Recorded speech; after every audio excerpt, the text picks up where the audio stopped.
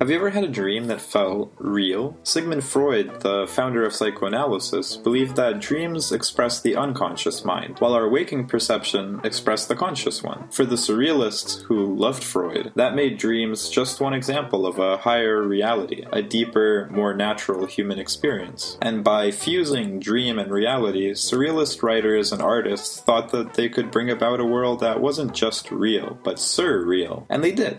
Kind of.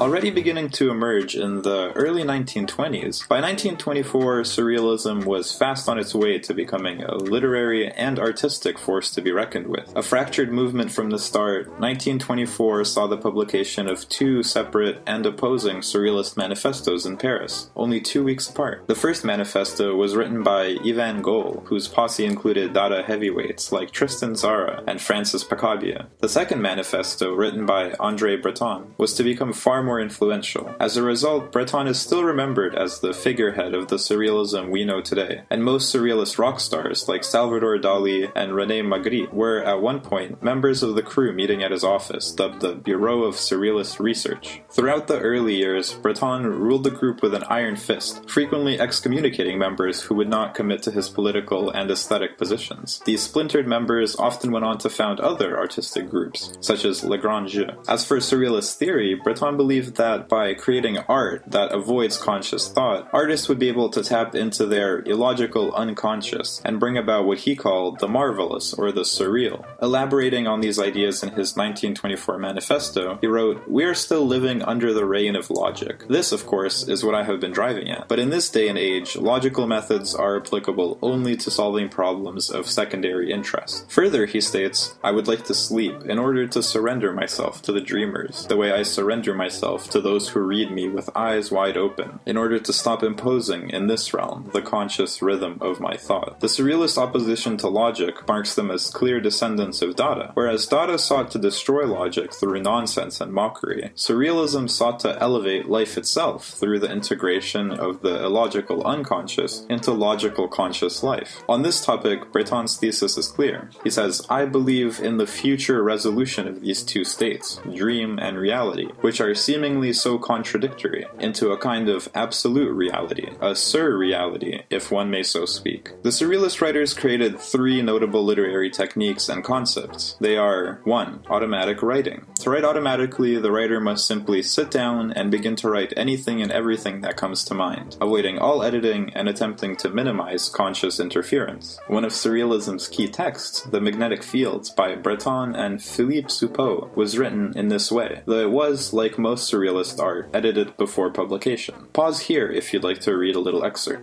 2. Surrealistic Juxtaposition. The key aesthetic effect of Surrealism is created by the unexpected grouping of opposing or unrelated things. Such groupings create the absurd, dreamlike illogic on which Surrealism operates. For example, here are the first few lines from Benjamin Péret's Making Feet and Hands. I standing up, I lying down, I sitting. Why wander about between two hedges made of stair rails, while the ladders become soft as newborn babes? Note how each image and each concept evoked does not follow logically. The greater the disparity in this regard, the greater the effect. 3. Exquisite Corpse. The last Surrealist technique is a fun parlor game called Exquisite Corpse, usually played with 3 players. To play, simply fold a paper in 3 parts. The first person secretly writes a line on the first third of the paper, letting only the last word or phrase show on the next section. The next player secretly writes their line, without looking at what the first player wrote, incorporating the first word provided to them, and leaving their last word on the next section of paper. The last player does the same. The result is bizarre and marvelous.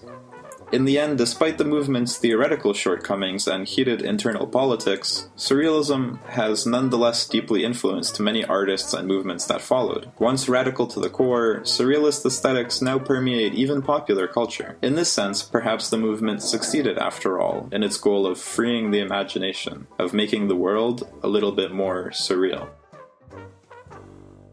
Alright, that's it for today, my fellow literati. Thank you for watching. I didn't quite get under 3 minutes that time, but I hope you enjoyed the additional info nonetheless. Check out the links below and the book recommendations below if you want to do a little bit more reading on surrealist literature. And if you enjoyed the video, please help grow the channel by subscribing, leave a like, leave a comment, share with a friend. Thank you, and see you next time!